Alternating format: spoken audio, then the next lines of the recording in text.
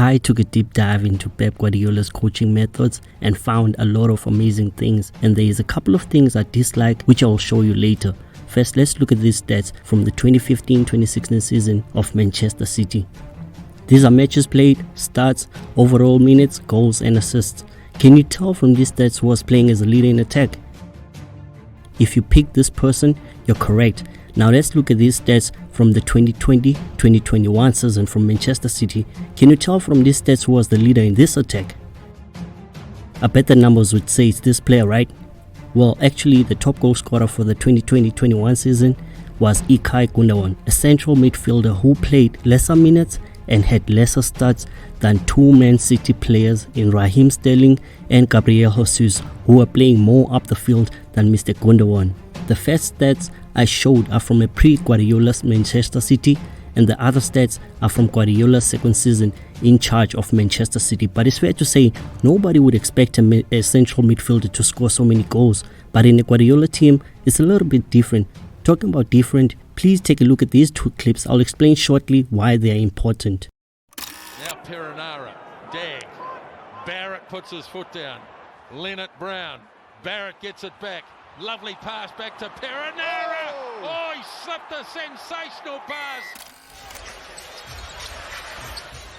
Nice ball rotation, they quickly blitz Porter, wide open, Iguodala 3. How about the ball movement? Every warrior touched the basketball.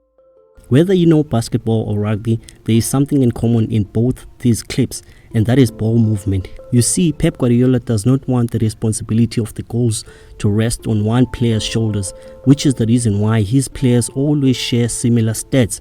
Everybody is a goal threat, all because of the ball movement. The most open person always takes the shot at goal because everybody shares the ball. After all, football is a team sport, and a player taking 10 touches before making a pass only buys time for the opposition to restructure their defense. In fact, Guardiola has always built teams that exclude players that can only play when the team has the possession of the ball, and also players that don't get involved when it's time to defend. He wants players that can contribute when the team is under both situations, which is why his goalkeepers are great ball controllers and his teams are always full of midfielders. We know midfielders participate both in attack and in defense. For an example, take a look at this Barcelona team. One could argue that this team had 8 midfielders. Also, it did not play with the traditional big 9, but it was one of the most feared teams in the world. The ball movement of this Barcelona team was so game-changing that they even coined the name of the style, which became the tiki-taka, and the system has been consistent from his legendary Barcelona team to the recent Manchester City team, which has the same DNA, with almost all players being excellent ball players. With this Man City team has about 7 midfielders, with Cancelo being a stretch player who spends most of his time in advanced position. Now if you look at this season from the 2015-2016 before Guardiola took over Manchester City, it's only 4 players that made a combined contribution of goals and assists that reach a total of 10, with Aguero carrying the goals and David Silva being the assist king. But on Pep Guardiola's second season with the team, which is the 2017-2018 season, there was a shared responsibility on who gets to score and assist, with 7 players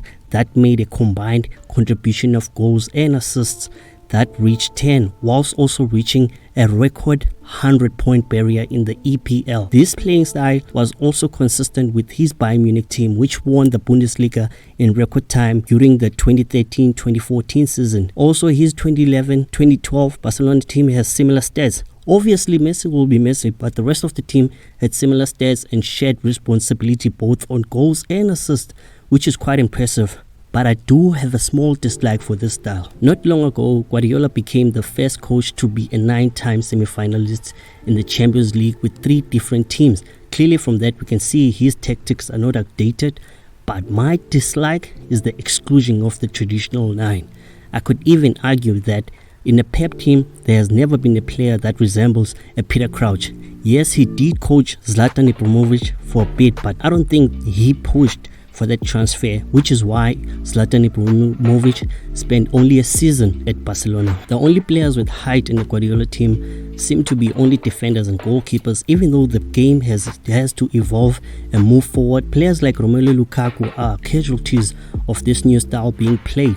And even though Pep has nothing to do directly with Lukaku's lack of playing minutes, he is one of the coaches that are evolving the game. And whether people know it or not, top coaches steal ideas from each other all the time. Recently, he played Gabriel Jesus as a right winger, even though the player is a 9 by trade. That is my small issues with Pep, is the exclusion of the number 9. But with Erling Haaland now confirmed as a new Manchester City player, I wonder how he's going to utilize the player into his game plans. Hopefully we don't see the same situation as Romelu Lukaku at Chelsea, whereby the player plays as a role player instead of a star player. What I mean by role player, I mean a player that is introduced as a super sub compared to a player that starts all the time when fit to play. But let me know what you think in the comments below. Don't forget to subscribe and like the video.